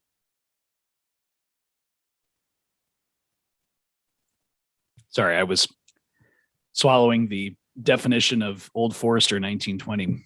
Excuse me for just 1 second. That's rough. You know, the Old Forester is the most challenging of everything that we're drinking here. So Dave, let me just for the patrons and for those listening, let me just kind of let me pause right here, because before we finish off the amazing questions, because there are a few other listener questions. Here we are. We're kind of midway through. We've had a few glasses of alcohol from a contemplative mystic perspective. As you mentioned, alcohol and meat are two of the critical things that are needed for specific practices that are done. Yes, poison and dead flesh. Poison and dead flesh. So therefore, midway through, after 3 glasses, what is a contemplative mystic like you? What's going through your mind? How are you engaging with this poison right now? What are things that you experience, or how are you working with this after 3 glasses? When I see this so-called object, yes, I know that if I apply habitual impulses and within the habit field to this phenomena and reify it and divide it as a separate autonomous thing, what I have on my hands is dead flesh, is something that was once alive that has now been frozen into a mercury salt by my habits. If I imbibe a perception of that so-called thing, what I have done effectively is consumed a poison. So meat and alcohol become the primary metaphor for negotiating the flux and flow of one's perceptual life as one uses ordinary phenomena alchemically. Thank you, Dave. Thank you for sharing that. It's just incredible. No matter what presents itself, no matter what mental state you think you might be in, contemplative mysticism, the practice, the invitation to practice is always there. That is so wonderful. Yeah, and by the way, I should mention, not to toot my own horn, but I'm fucked up right now. So Dave, I'm a little bit buzzed, I have to say. Look, I'm just going to say I'm tipsy. It's fine. I beg the indulgence of the patrons and the people watching, because further embarrassment will ensue from my end, not from yours. Okay. So shall we? Let's lay on the conveyor belt in operative mode, and we're pulling the lever, and let's see the dispatch. Very good. So to that point, Dave, we have another question for you from Nikolaj Stadnik, Tasteful339, who is saying, Dave, my next question seems a little heavy, and I understand if the answer needs contemplation. And so Nikolaj is asking, what effects do you think leaving our current solar system will have on mystics and magicians? For example, how do you think binary star systems will alter our influences or completely change correspondences? Or say, for instance, how will dealing with a supermassive black hole like Sagittarius A influence one's practice. Do you, Dave, wonder if magic influences, say, non-carbon based life forms? Does magic influence them differently? Forever expanding wonder of Sagittarius and Jupiter to you, good sir. So Dave, yeah, what do you think about that in terms of zero effect? Phenomena is phenomena. Grasping is grasping. Mind is mind. I don't care what dimension you're in. I don't care how the realms change their operating laws or physical procedures, or what manner reality assumes a display in terms of its register. The fundamental precept, the pith of the situation, the pivot, the heart of the matter is unchanging. It's a matter of, is there grasping or is there open radiance of phenomena? I don't care what black hole you fall into or what star system or operating law having to do with cosmic configuration ensues. The fundamental premise will always be the same. It will never change. What I'm practicing is practiced in 17 other solar systems. That is fantastic. So what you're saying effectively, Dave, see, there goes the microphone. Darn it, yes. Dave. You know, this is the problem when certain I lied. It's not practiced in 17 other solar systems. It's practiced in 24 other solar systems. Okay, very good. Well, so okay, 24. I lied again. It's 32 other solar systems. Oh, damn you, David Chaim Smith. Damn you, and your infinitely expanding solar systems. But I think what you're doing here is you're making a point, which is that. Yeah, I'm just making a point. Regardless of the, and tell me if I'm totally misinterpreting this. Regardless of the physical presentation of the universe. In other words, you could be 65 trillion light years away. You could be on Earth. You could be on Mars. You could be, on the other side of the Milky Way galaxy. You could be anywhere. But your point is it doesn't matter because no, my mind is going to apprehend phenomena according to the same dilemma. The same paradox. It doesn't matter. And this is the point that I've always made with adherence to psychedelics, that I don't care whether matter is solid and placed dimensionally in time, or whether the walls are dripping in spinning vortexes of checkerboard oscillating patterns. It makes no fucking difference whatsoever. Phenomena is either engaged according to conventionality, or you fall through the clear light into Ensof, regardless of what is displayed. It's really, I mean, the fellow who asked the question used the terms binary in terms of, I think he said binary star systems, and I'm not even really sure what that is. But the reality is that the laws of physics can be bent or distorted or collapse completely or tied like a beam of light rainbow around the tip of one's finger. And it does not matter one iota in terms of the pivot of the decision that mind must make. What is the real? And what is the nature of its essence? It's always the same question. It's always the same question. It doesn't matter whether it's pixelating into droplets, flowing like an influent fluidity, or whether it's shining through itself without top or bottom. Does not matter. And it does not matter whether it's sitting in a train station eating potato chips. The same situation.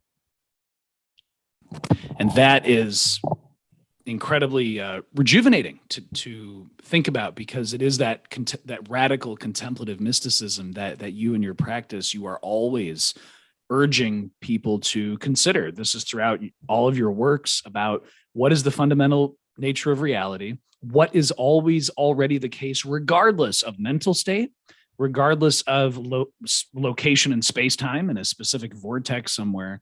That is really fascinating. And Dave, too, we have a few more listener questions for you from Lucid Themes. And Lucid is asking, Dave, do you have any thoughts concerning Kukai or Abna Vagupta? Excuse me, my goodness. Not only am I intoxicated, but I'm unable to pronounce this. That latter figure is one of the predominant figures within Kashmir Shaivism, and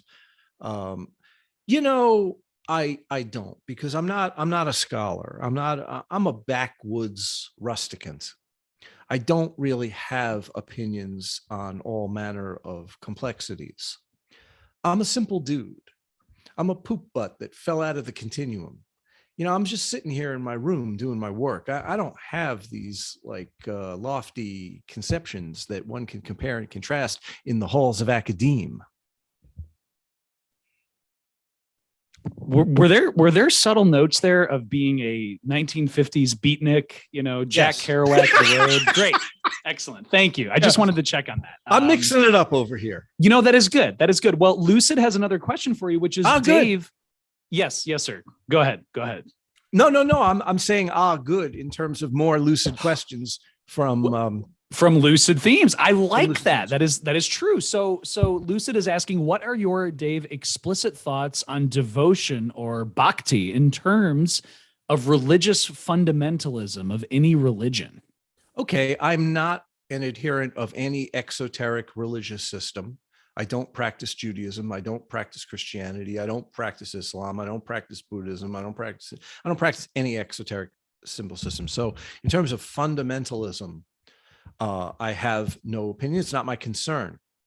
But devotion is something that is a really important part of my contemplative mystical system. That there has to be devotion the way that I approach contemplation, because that's the means through which the life force rises from Malkut to Triad Nahi to Triad Chagat to be galvanized at Dot, the headless head, so that it can be sufficient as to jump into the fire and surrender as an offering to Keter, to realize the Ein Sof, that is the outpouring through the crown, through all phenomena. That without devotion, there is no fire. And without fire, there is no alchemical reaction. And with no alchemical reaction, there is no transmutation. So devotion is the essential element that causes life force to rise out of its seemingly contained state, to grow and approach the infinite, because it loves the infinite. The spark loves fire and wants to rejoin the continuum of undifferentiated fire. The endless fire, which is so bright that it is dark.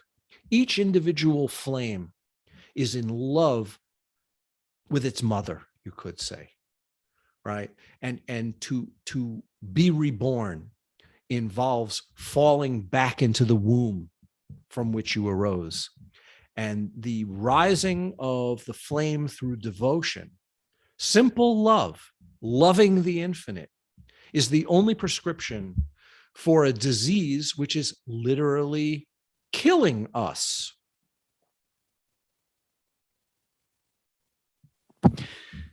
That's so powerful, poetic. It is incredibly impactful, because when I think about that, when I'm thinking about the Bosch painting and these shells of hell, and how when we buy into the delusion of subject-object duality, that sets us up automatically to think that these realities are concretized, actually existing things.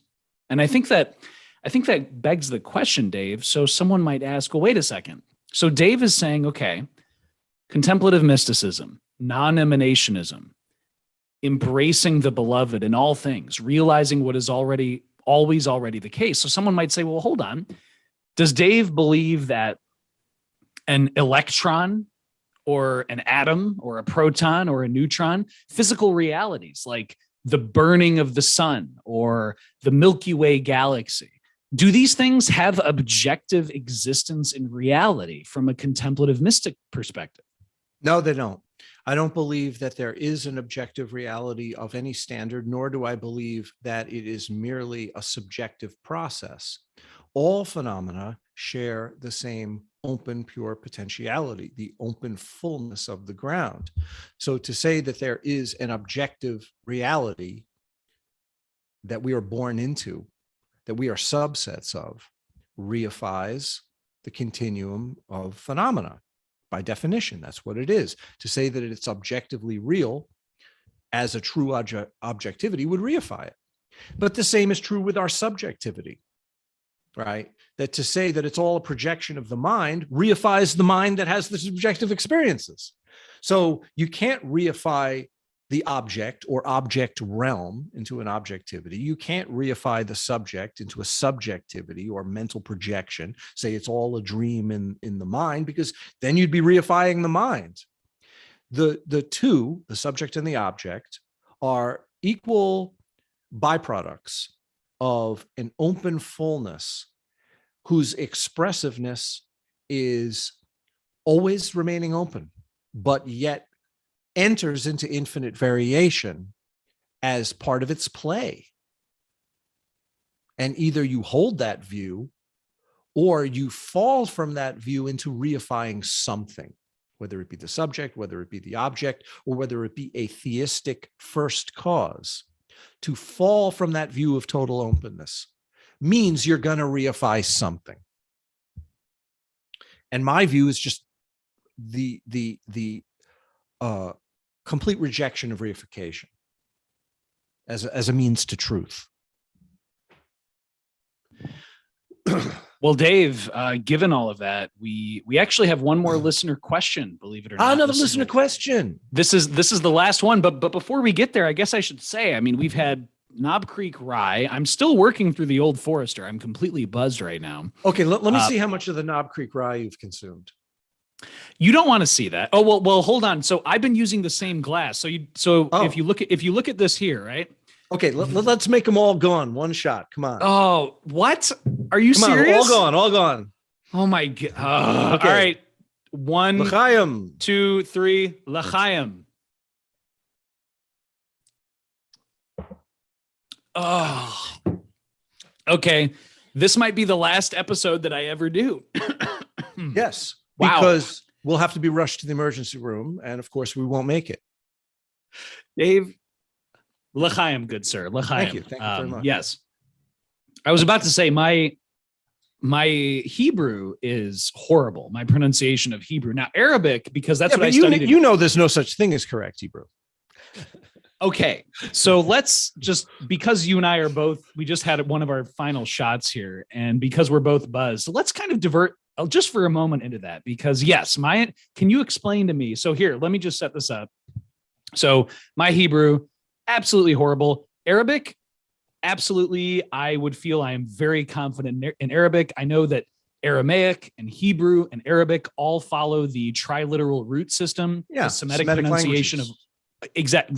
The pronunciation can be very similar, but my Hebrew is absolutely horrible. But Dave, what do you mean by there is no correct pronunciation of Hebrew? What I meant, Alex, is a joke. Oh, I see. Very good. Okay. So, really, as I struggle with my pronunciation of Hebrew, that's since there's no correct pronunciation, Yeah, I just made a joke. That's all. So let's hear that last question on the conveyor belt. You really can't do that when I'm buzzed, Dave. That's like an egregious sin. Okay, the last question. Yes, I am nothing if not egregious. Well, it's true. I mean, you are horribly egregious. That's my name in the Christian mystical system. I'm Saint Egregious. Oh boy, I'm pseudo egregious. I'm pseudo egregious, the Europa guy.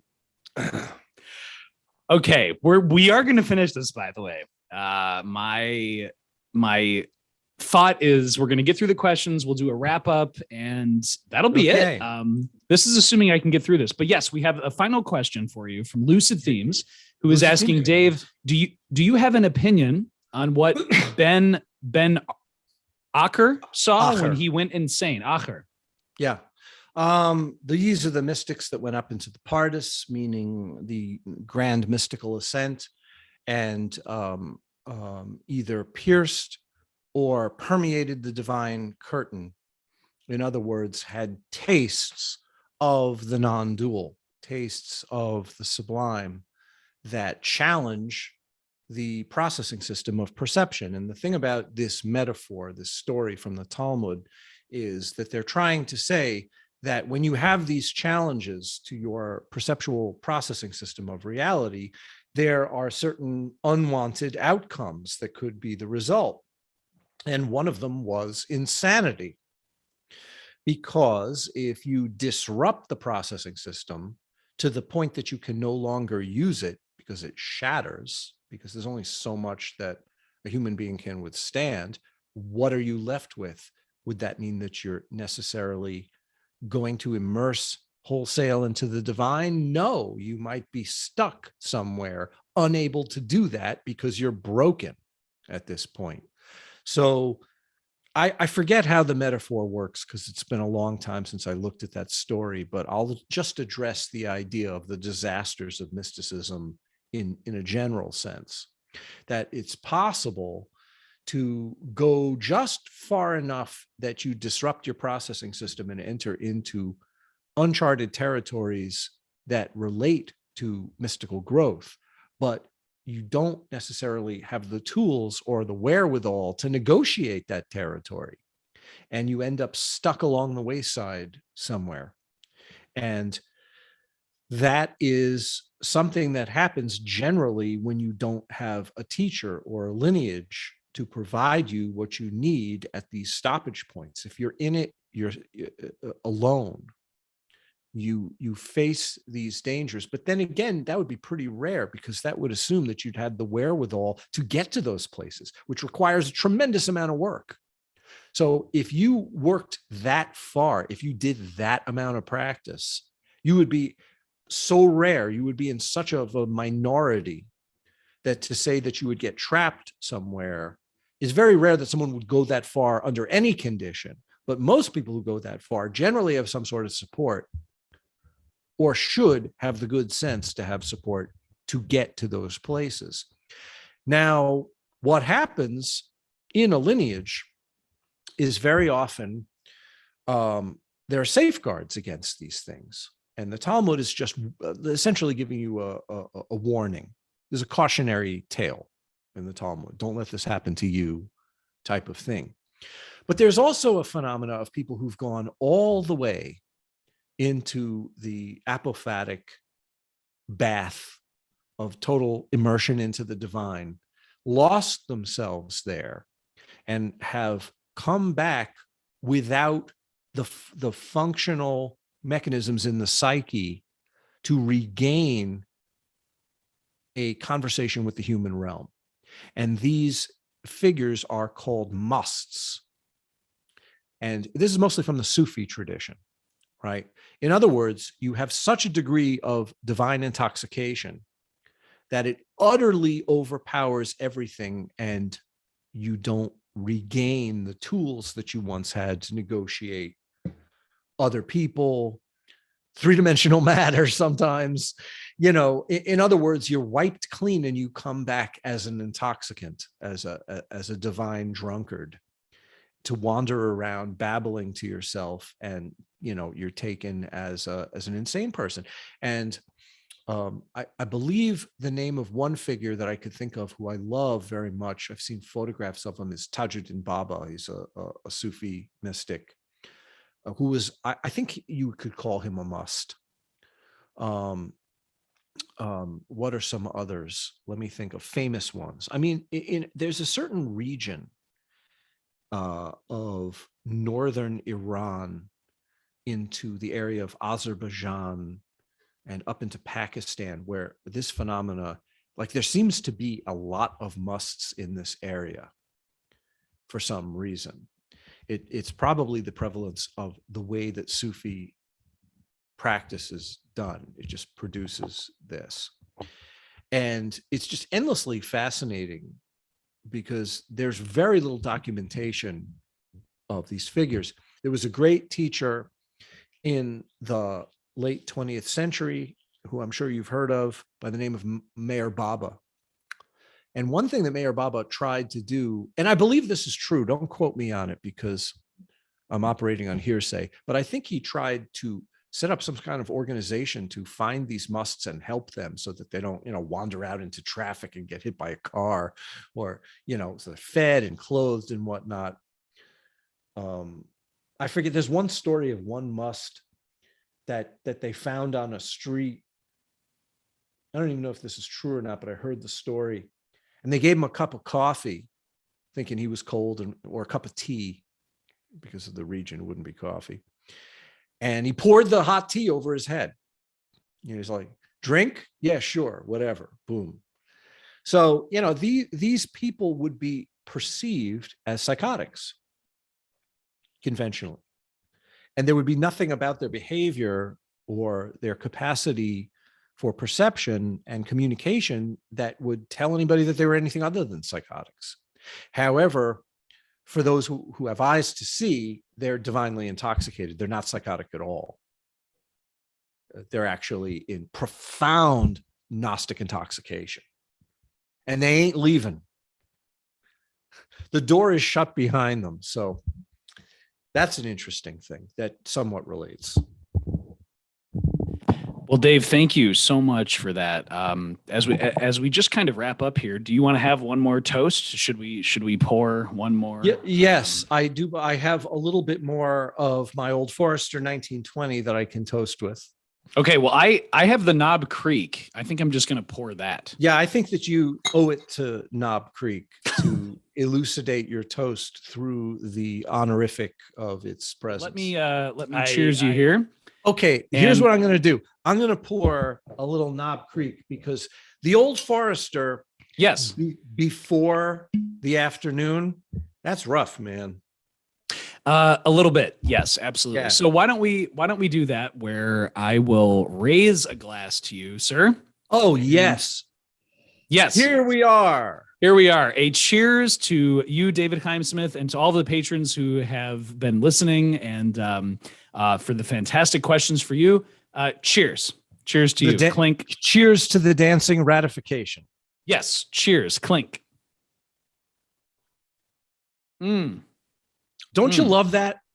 Mm-hmm. I'll tell you, rye whiskey, is just friggin' delicious. Yeah, Knob Creek is absolutely fantastic. Again, that rye liquor in general is like so underrated. It is, and also the subtle. Again, I'm going to go back to the subtle peppery notes are fantastic. Yeah. So, Dave. Yeah. As we wrap up here, I've had an absolutely wonderful time just chatting with you about the different delineations of contemplative mysticism, answering the questions. Was fun. This was great. So, what would you like to leave the patrons with about contemplative mysticism? What are the key takeaways as they turn this interview off? They go about their day-to-day lives. What are the key things that you want them to remember? I kind of hinted at this earlier. I think that the basis of doing a practice is love, that you have to love the sublime. You have to love the infinite. And if you are a conventional person, you essentially don't know what that is. So you are falling in love with the question, right? You're falling in love with the opportunity that has not yet been resolved.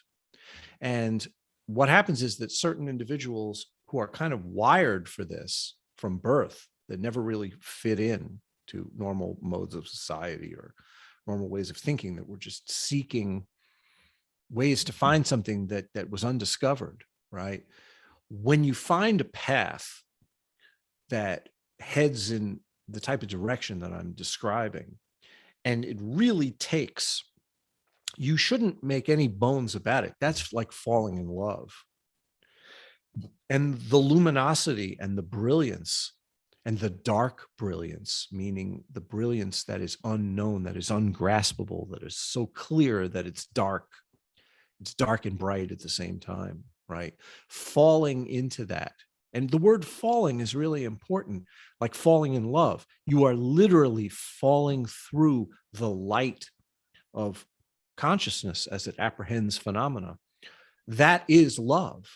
Love is only that dark brilliance of falling into the sublime is the exact same as the love I feel for my wife, or the love I feel for being alive, or the love I feel for John Coltrane, A Love Supreme, or Bach Mass in B minor, or anything that is worthy of love is a place where you could fall into infinity.